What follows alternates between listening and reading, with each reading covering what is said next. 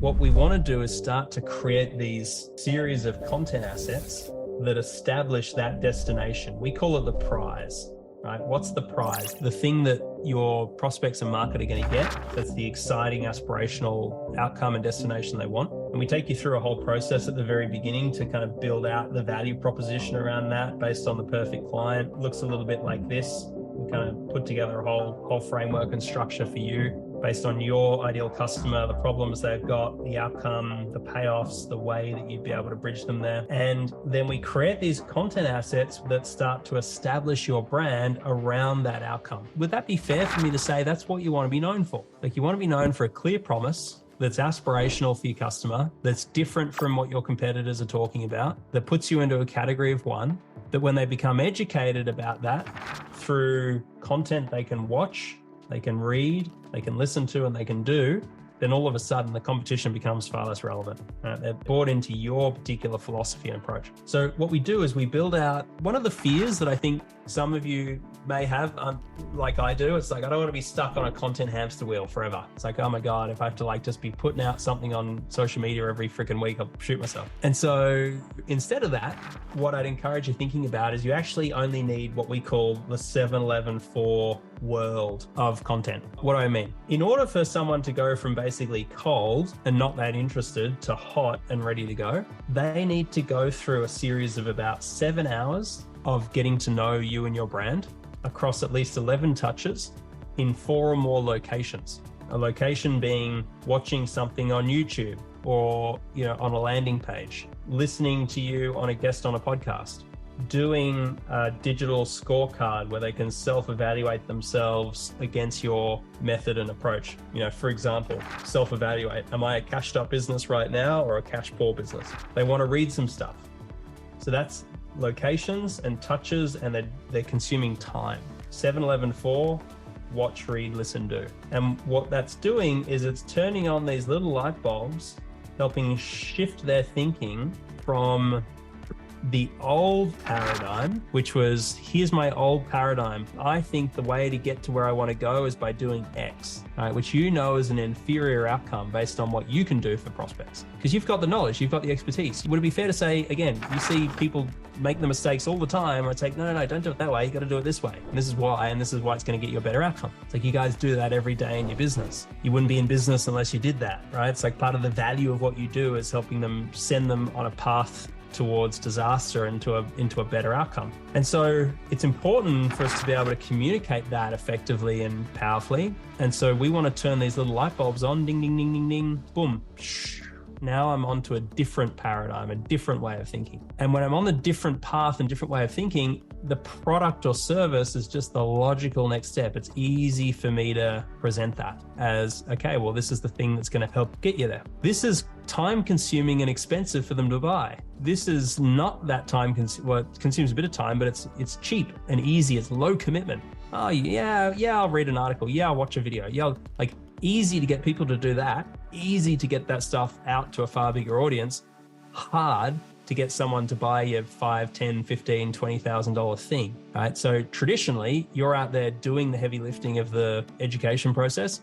We're going to package that into really powerful kind of digital and media assets that get you there. Okay, so the steps are, right? First, clarify a signature value proposition. What's the one thing we primarily want to grow and scale? There's a clear promise for a very particular type of ideal customer who's got a particular set of problems, and we're going to go out and start marketing and talking about that a lot more. Therefore, we attract people based on that promise, and we've packaged up some ideas that help them educate themselves, gorge on your material, and then we put it into a product ecosystem where there's 3 layers of how they can engage with your new business. Most of you, I'm assuming, have a good core business. You bring a customer on board, you solve the problem for them, they get great value. The problem is that if I'm back here on my, I'm still a bit early, like I don't want to jump over to do the high commitment, expensive thing. It's going to take a lot of convincing for me to do that. So instead, we want to design a particular layer of product we call gifts, things we give away for free, and then a layer of product we call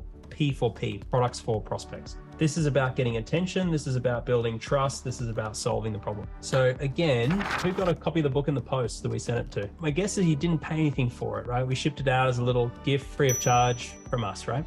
Now, obviously it costs us money to print this and send it out. It's like not free. So immediately, as far as like a way to engage with a company that you basically know nothing about, fair to say that's the more favorable interaction than I feel like I'm being sold to interaction.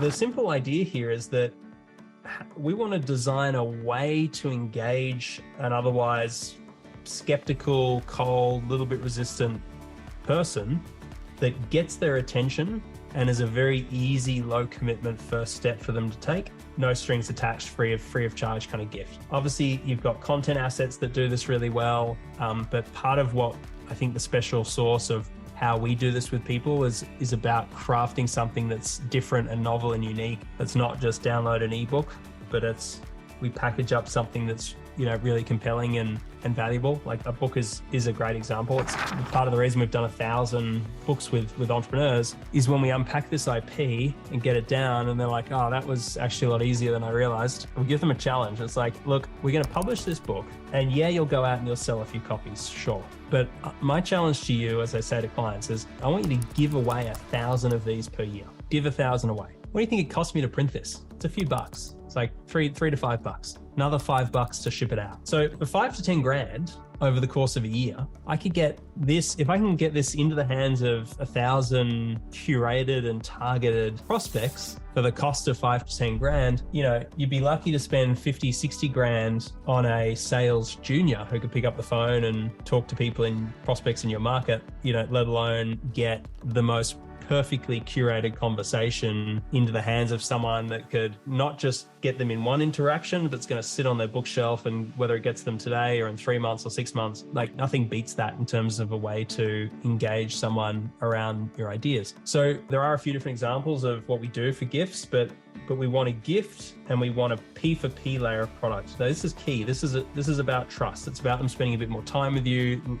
They might commit a small amount of money, or it's free, but they commit a bit more time. Today's workshop's an example of a product for prospect. And here's the thing, right? I don't want you to see, hopefully you don't see what we're doing as like, I'm in a sales funnel. I just feel like I'm being funneled through, I'm just being sold to. That would be like I'd fall on my sword, like a good samurai and end it there.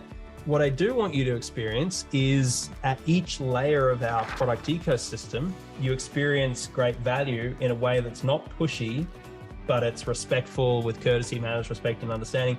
And you feel pulled and compelled to want to pull yourself through to the next layer. Years ago, when Steve Jobs shifted $75 million of ad budget from the Mac, which was like the flagship computer and product, to the new, untested, unproved iPod, got a lot of pushback. It's like, are you crazy? But he shifted all of the Mac advertising budget to the iPod because he understood, he knew that if I can get people to commit to the iPod, which is a lower cost, easier commitment, much more mass market, they're going to absolutely love it, and they're going to want to indoctrinate themselves completely in the Apple ecosystem. They're going to want the iPhone and the iPad and the MacBook and everything talking to each other in the iCloud. Now, here's the thing. While that was his thesis, if someone stopped at the iPod and they went, you know what, the iPod's great, but I still love my Nokia phone, I still love my PC, does that make the iPod just a crappy piece of marketing material? Like, no, it's like a valuable product in and of itself, right? It's like, I love it. I'm out there talking about it, raving about it, and I'm referring more people back to get an iPod back into the ecosystem, right? Because what an amazing product. But I still decided to opt out of continuing the journey with Apple, hypothetically. That's what you want with your product ecosystem. You want really kind of great value at each layer, that people are out there talking about it, they're referring more people back into the front end, even before they've become a client, before they've spent $1 with you. And that idea of creating productized value or a product ecosystem, that's what I'd like you to replace the old way of thinking of like building a sales funnel into creating remarkable product value at each layer. That's going to pull people through at their own pace.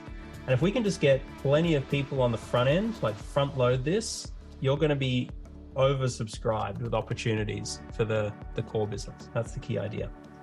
And so these kind of first three layers, pitch, publish, product, is about value proposition that can scale and then a way to pitch it, content assets that reinforce that value proposition, enough stuff for people to watch, read, listen, do, 7-Eleven 4. And then we have and when people are consuming that stuff, we can put them through a nice kind of gentle on-ramp of experiencing your value in a way they can self-select themselves out if it's not the right thing, but keep referring more people back into it because it's so great. And from there, then it makes sense to focus on things like social media, building a profile, winning awards, doing speaking, because this is kind of analogous to the Eiffel Tower of Paris. It's like, that's what building a profile is. It's like you're attracting people to Paris, you're attracting people to your business, but the government of France doesn't make money from the Eiffel Tower. Like, you might spend 60 euro to go up and see it, or get a croissant sitting around it. Where the money's made is in what happens in the Parisian landscape. It's the museums, it's the restaurants, it's the bars, it's the hotels, it's the everything else around the monument. That's what your profile is. Your profile is the monument that's attracting people to your product ecosystem. So if you don't have this dialed in, if you have a wishy-washy product ecosystem, don't focus so much on, trying to do social media and build a profile. It's like, get the foundations of this stuff right first. And then when you do attract attention to it, you've got people that are engaging with lots of different stuff within your product ecosystem. So a quick little fun story on that. We have a client here who runs in a home automation business, Andrew, and he ended up applying. We took him through the process. He won the Smart Home of the Year award, the CEDIA Smart Home of the Year. He then had a partnership with a builder where he had a distribution partnership with that builder. Would send him some work each year. He would do the home automation. The builder went, "Hang on, your Smart Home of the Year, does that mean that if we can advertise that every home we build is an award-winning smart home?" So yep, that's basically what it means. And so the builder went, "Right, okay, let's start making every home a smart home." So like just a basic smart home. So he can advertise, the builder can go, we design and build award-winning smart homes. Boom, his business went from 6 figures to 7 figures pretty much overnight. And a lot of that came from, he had the credibility that got created through the award. The only way he won the award, because he had his value proposition really dialed in. He had the content assets to back it up. He had the product ecosystem and the customer stories to showcase it. And then when we went and applied for the award, boom, he won the award. That really opened up a distribution partnership in the way that he didn't have it before. So hopefully you can start to see that kind of these 5 things really, come together beautifully when we get them working in the right order, and we put all the kind of pieces of the puzzle together in the right order as well.